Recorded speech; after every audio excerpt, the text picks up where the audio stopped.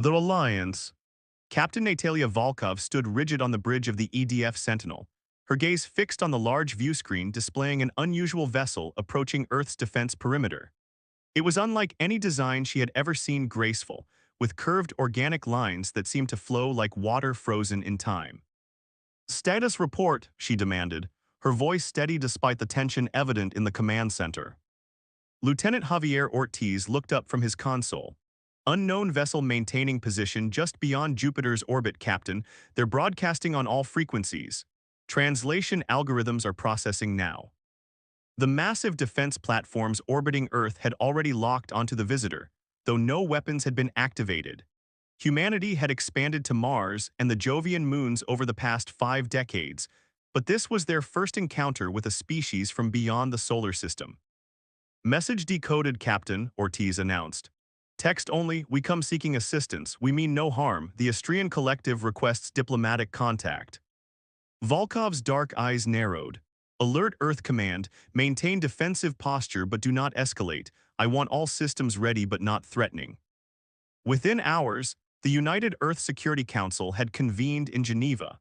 Holographic projections of military and political leaders from Earth's colonies joined those physically present. The alien delegation had been permitted to dock at the neutral lunar diplomatic station under heavy guard. Admiral Takeshi Himura, commander of Earth's defense fleet, studied the footage of the alien visitors. The beings called themselves Astrians, tall, slender humanoids with iridescent skin that shifted colors with their emotional states. Their ambassador, Zelenar, stood nearly 7 feet tall, with 4 articulated arms and large, expressive eyes. "The data they've provided seems legitimate," reported Dr. Vivian Acaffer, head of xenobiology. "Their star charts, biological profiles of various species, historical records, it all appears consistent." General Dmitry Baranov frowned. "That doesn't mean we should trust them. This could be an elaborate deception." Chancellor Esther Rodriguez raised her hand for silence. "Let's hear directly from our visitor before we continue speculating." When Ambassador Zelenar entered the council chamber, the temperature seemed to drop. Not from any environmental change, but from the gravity of his demeanor. His skin, initially a peaceful blue, had darkened to a troubled indigo. "Representatives of Earth," he began, his voice translated through a device at his throat, "I thank you for receiving our delegation. What I must share with you is grave news that affects not just the Astrian Collective, but potentially all sentient life in this sector of the galaxy." Zelenar activated a holographic display showing dozens of star systems. For millennia, the Collective has maintained peaceful relations among 17 species across these regions. "We have built a civilization based on cooperation and shared knowledge." The hologram shifted, showing massive black ships with jagged, asymmetrical designs. 5 years ago, the Void Dominion emerged from the Galactic Rim. They do not communicate, they do not negotiate, they simply take. The Council watched in silence as the hologram displayed planets being systematically stripped of resources, populations herded into processing centers, and entire biospheres collapsing. "The Dominion doesn't seek conquest in traditional terms," Zelenar continued, his skin now a mournful purple. "They harvest organic matter for their biological technology, minerals for their ships, knowledge for their collective consciousness. When they finish with a world, nothing remains but a barren rock." Admiral Himura leaned forward. "Why come to us? We've barely established ourselves beyond our own system. Surely there are other, more advanced civilizations in your collective." Zelenar's 4 hands performed a complex gesture that the translation algorithm identified as indicating deep discomfort. "The collective evolved beyond warfare centuries ago. Most member species maintain only ceremonial defense forces. Those with actual military capabilities lack." He paused, searching for the right word, the necessary perspective. "But humans," he continued, his large eyes fixed on Himura, "we have studied your broadcasts, your history. Despite your technological limitations, you understand conflict in ways we have forgotten. You grasp concepts that have become foreign to us: preemptive strikes, acceptable casualties, total war." Chancellor Rodriguez's expression hardened. "You're asking us to fight your war for you." "I am asking you to help save trillions of lives," Zelenar replied quietly. He activated another hologram showing the Dominion's expansion path directly toward Earth's solar system. "They will reach you eventually. The Void Dominion consumes everything in its path, nothing is spared." After Zelenar was escorted out, the council erupted into heated debate. "This isn't our fight," insisted colonial representative Jorge Mendoza. "We should focus on strengthening our defenses, not jumping into an interstellar conflict." Admiral Himura stood, commanding attention with his presence alone. At 63, he carried the bearing of a man who had seen humanity through the resource wars and the subsequent unification. If what the Astrian says is true, strengthening our defenses won't be enough. The Dominion's technology is centuries beyond ours. By the time they reach Sol, we won't stand a chance. He gestured to the star chart still hovering above the table. But if we engage now with allies who can provide advanced technology and intelligence about our enemy. You're proposing we commit to a war against an enemy we've never encountered, based solely on the word of a species we've just met. General Baranov challenged. Dr. Akafer cleared her throat. The evidence is compelling, General. The spectral analysis of the destroyed planets shows systematic resource extraction beyond anything we've seen, and the behavioral patterns in the data match known predator expansion strategies. For 3 days, the Council deliberated, while Earth's intelligence agencies analyzed every piece of information provided by the Astrians. When the vote finally came, it was nearly unanimous. When Ambassador Zelenar returned to the council chamber, he found the humans standing as one.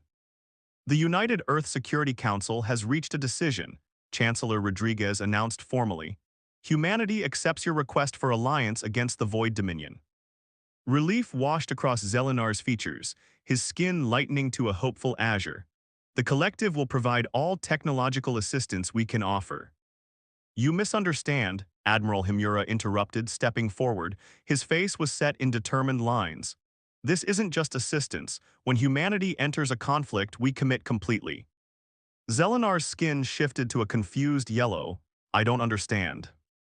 "Prepare your people, Ambassador," Himura continued, his voice steel wrapped in silk. "Earth is joining your war, and we don't fight for stalemates or containment, we fight to win." Within days of the decision, Earth's orbital shipyards had doubled production. Military bases across all colonies hummed with activity.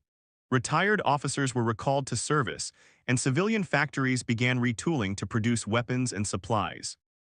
Ambassador Zelenar watched with growing astonishment as Captain Volkov guided him through the Mars Fleet construction facility.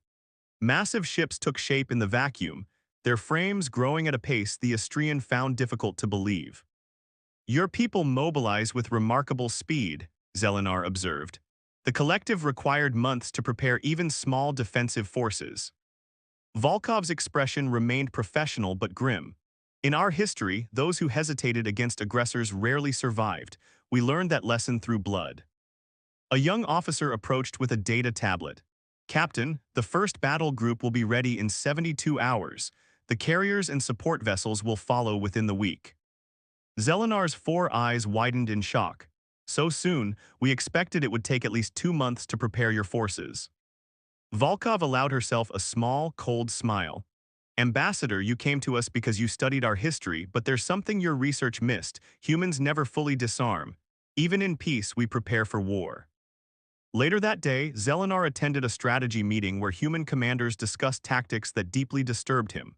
Where the Astrians and other collective species fought defensively with precise, minimal force, humans spoke casually of acceptable losses and maximum damage. "We'll target their supply chains first," Colonel Vanessa Jefferson explained, highlighting points across the holographic star map.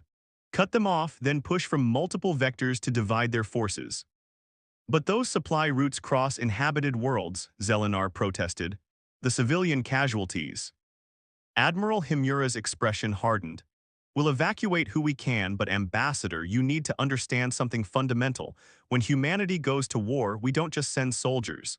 We commit our entire civilization to victory." As Zelenar left the meeting, he passed through a hangar bay filled with thousands of human soldiers preparing for deployment. Despite the gravity of the situation, some were laughing together, sharing jokes. "How can they smile at a time like this?" he asked Dr. Akafer, who had been assigned as his liaison. The scientist looked at the soldiers with understanding. "It's not happiness, Ambassador, it's resolve. Humans use humor to face death."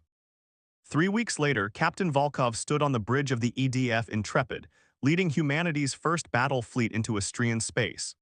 Through the view screen, she could see the azure world of Elysium, a major collective refugee center, and beyond it, the approaching dark shapes of Dominion harvest ships. All vessels report ready, Captain, Lieutenant Ortiz announced from Tactical. Volkov nodded. Maintain defensive formation around the planet. The Dominion doesn't know we're here yet. Let's use that advantage. The human fleet of 25 warships had positioned themselves in the shadow of Elysium's largest moon. The plan was straightforward. Wait until the Dominion began their approach, then strike from behind. Dominion fleet entering attack range, Ortiz reported tensely. They're deploying harvest drones. Volkov watched as the Dominion began their assault. Their ships were massive obsidian structures with organic, asymmetrical designs. They moved with the confidence of predators that had never faced serious resistance. They're targeting civilian centers, Communications Officer Park said, disgust evident in her voice. They're not even bothering with the Astrian defense ships. Volkov's hands tightened on the command rail. All ships powered to forward shields and weapons, prepare jump drives for microjumps. Execute battle plan Alpha on my mark. The bridge crew tensed, ready for humanity's first interstellar battle. Mark. In perfect unison, the human fleet engaged their jump drives, appearing directly behind the Dominion attack force. Before the enemy could react, human ships unleashed a devastating barrage of missiles and energy weapons. Multiple hits on enemy vessels, Ortiz called out, excitement in his voice. They're turning to engage. On the main view screen, Volkov watched as the massive Dominion ships struggled to reposition. They were built for power, not agility. All ships execute evasive pattern delta. Target their propulsion systems and weapon nodes, she ordered. The human vessels moved with practiced precision, darting between the slower Dominion ships. Years of training in the asteroid belts had made human pilots experts at close-quarters combat. The battle for Elysium lasted 6 hours. When it ended, the human fleet had suffered losses, 3 ships destroyed, 5 heavily damaged, and over 200 personnel killed or wounded. But not a single Dominion vessel had reached the planet's surface. On the bridge of the damaged Intrepid, Captain Volkov received the casualty reports with a grim face. Send word to Earth, she told Communications Officer Park. First engagement successful, enemy repelled, request reinforcements and resupply. She paused, looking at the list of the dead. And tell them their sacrifice mattered. From the surface of Elysium, the collective leaders watched in awe and horror as the human style of warfare unfolded before them. Not just the technology or tactics, but the willingness to sacrifice for strategic advantage. Ambassador Zelenar stood beside Dr. Okafor, his skin pale with shock.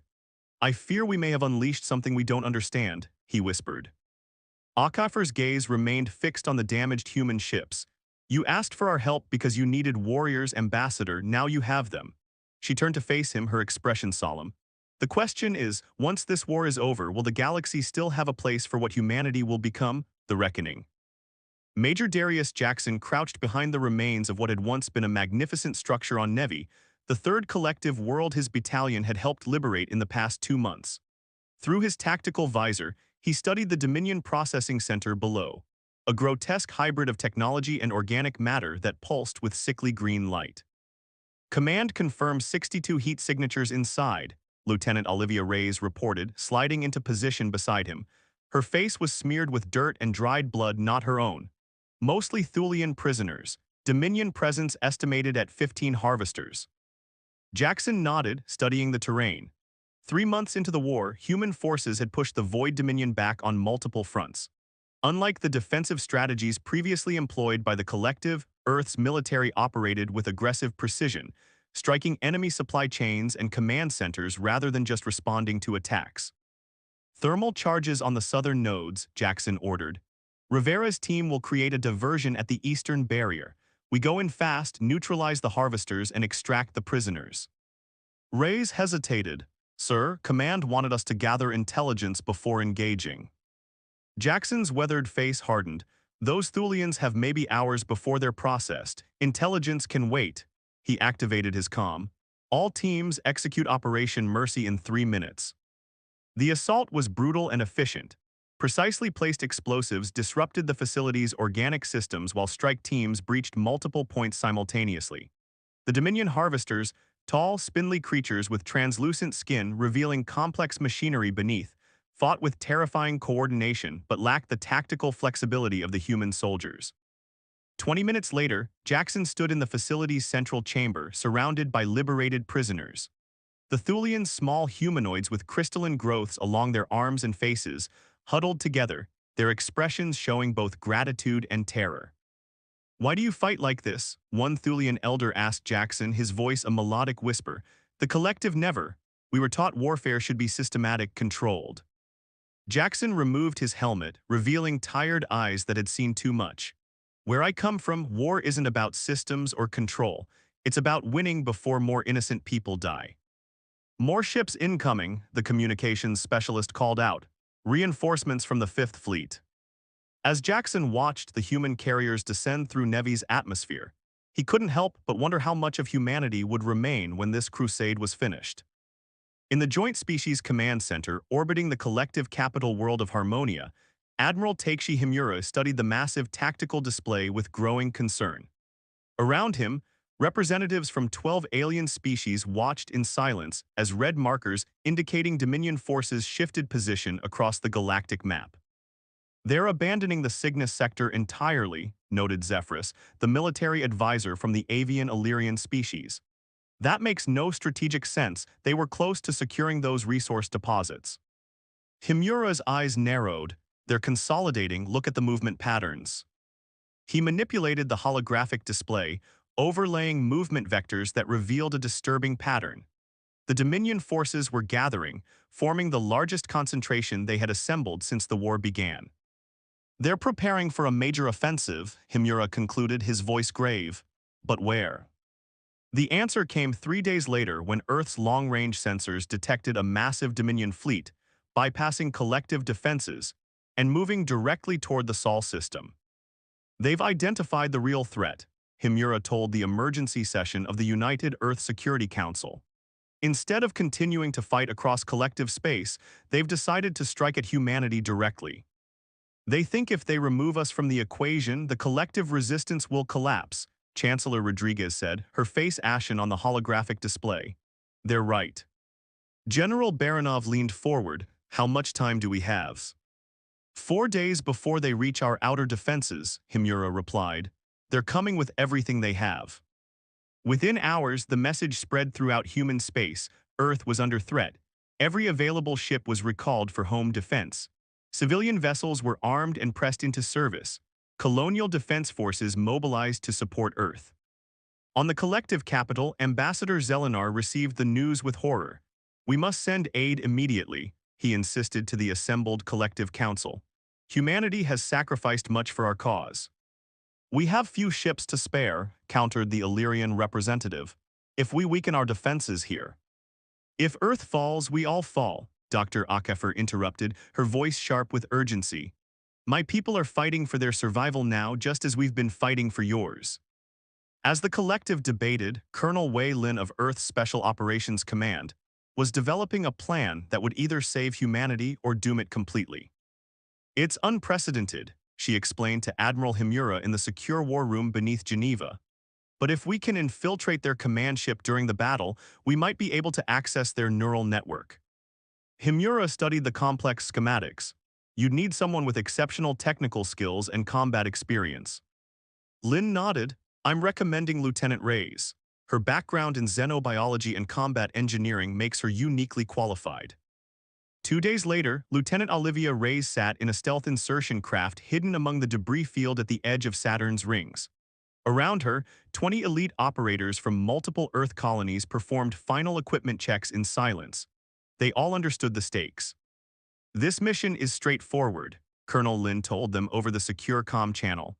"When the Dominion command vessel enters the system, you will board it, locate the central neural hub, and deploy the data extraction package." Simple. Reyes managed a grim smile at the thought. Nothing about fighting the Dominion had been simple.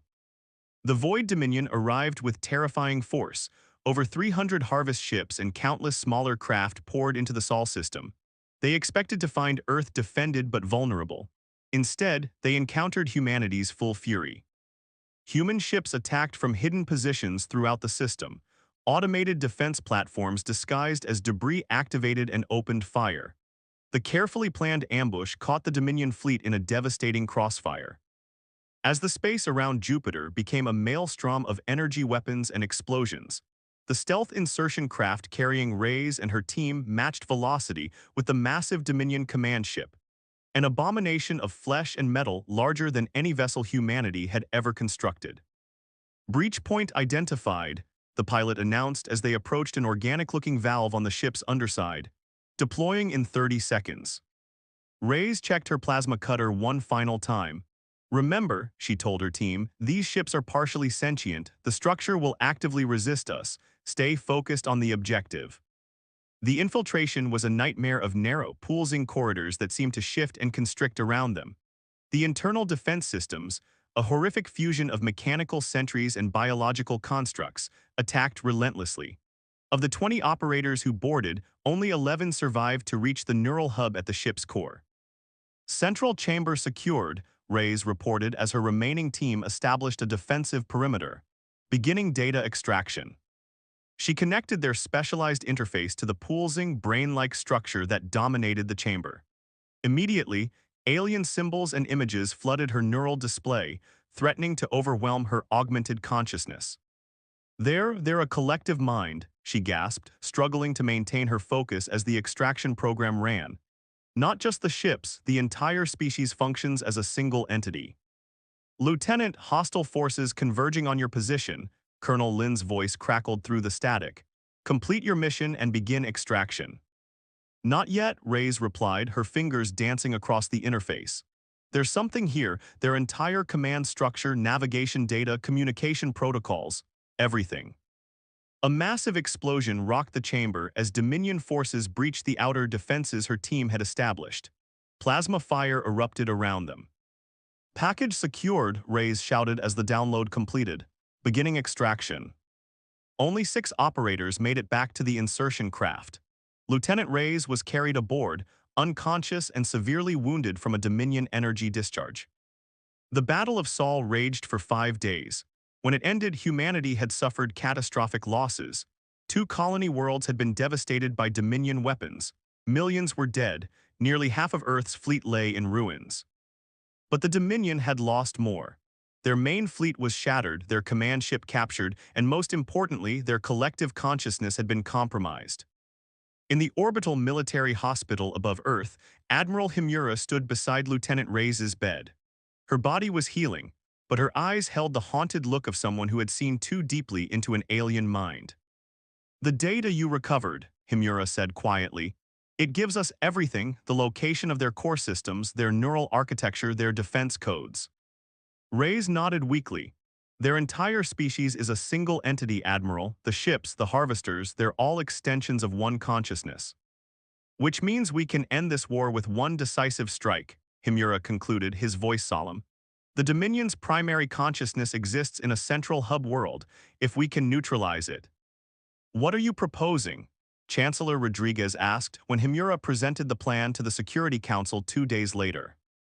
Operation Terminus, Himura replied, a direct assault on the Dominion homeworld. When the collective representatives were informed of the plan, many expressed deep concern. This goes beyond defense, Ambassador Zelenar argued, his skin shifting to alarmed crimson. You're proposing the annihilation of an entire species. A species that has already annihilated dozens of others, General Baranov countered. That will continue to consume everything in its path. There must be alternatives, Zelenar insisted. Containment protocols, isolation measures. Those approaches have failed for 5 years, Himura said firmly. The Dominion cannot be reasoned with, cannot be reformed, cannot be contained. It exists to consume. We end it or we allow it to end countless more civilizations. The debate raged for days, but in the end the decision was made. Humanity would lead the final assault, with whatever support the collective was willing to provide. Major Darius Jackson stood aboard the assault carrier Nemesis as it emerged from faster-than-light travel at the edge of the Dominion home system. Around him, 300 human warships and a smaller contingent of collective vessels formed up for the final battle. All ships commence attack pattern Omega, Admiral Himura ordered from the flagship Retribution. primary target is the central neural hub on the main continent. The Dominion homeworld was unlike anything the humans had encountered, a massive planet where technology and biology had merged completely. The entire surface appeared to pulse with the rhythm of a single vast organism. "They know we're coming," Jackson observed as defensive structures across the planet activated. "They're throwing everything they have at us." The battle was savage beyond description. Dominion ships fought with desperate intensity, sacrificing themselves by the dozens to protect their homeworld. Human vessels took horrendous damage but pressed forward relentlessly.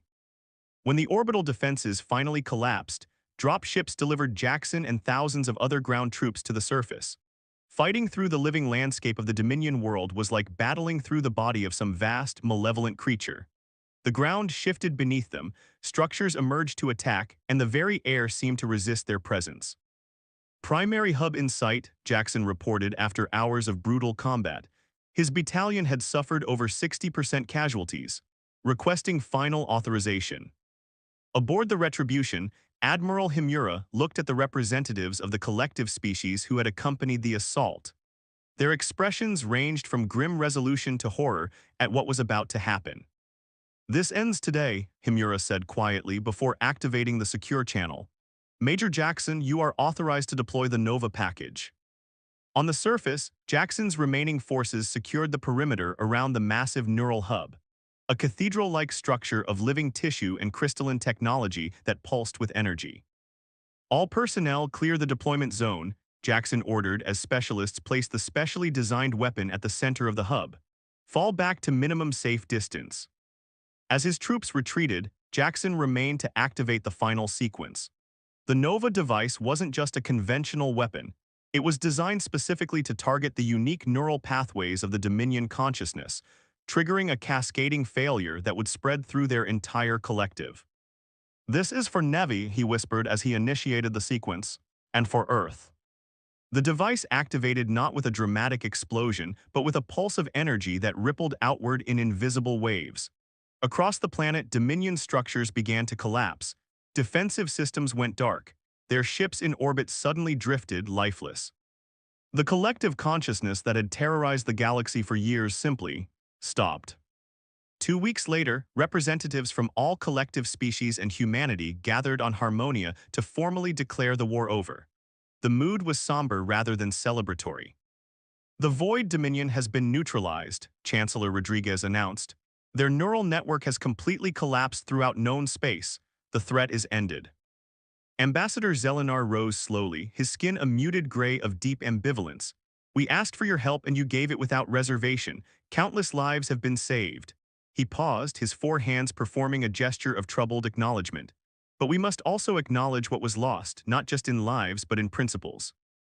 Admiral Himura stepped forward. "When we entered this war, we made a commitment to victory at any cost. That cost was high for all of us. Now we must ask, what kind of peace will we build?" Dr. Akafer, who had worked closely with the collective throughout the conflict, addressed the gathering. "Humanity came to this galactic community as warriors because that's what was needed, but we are more than soldiers." She looked around at the assembled representatives. "We are builders, explorers, dreamers. What we destroyed was necessary, but what we create now will define us all." Major Jackson, watching from the back of the chamber, wasn't certain if the galaxy was ready for what humanity had to offer, both the darkness of their capacity for war and the light of their potential for creation. He had seen too much death to believe peace would come easily. But as the collective species began outlining plans for reconstruction and healing, he allowed himself to hope that the price they had all paid might yet purchase something worthwhile. Outside the Great Hall, Lieutenant Reyes stood alone on a balcony overlooking the beautiful crystalline spires of Harmonia.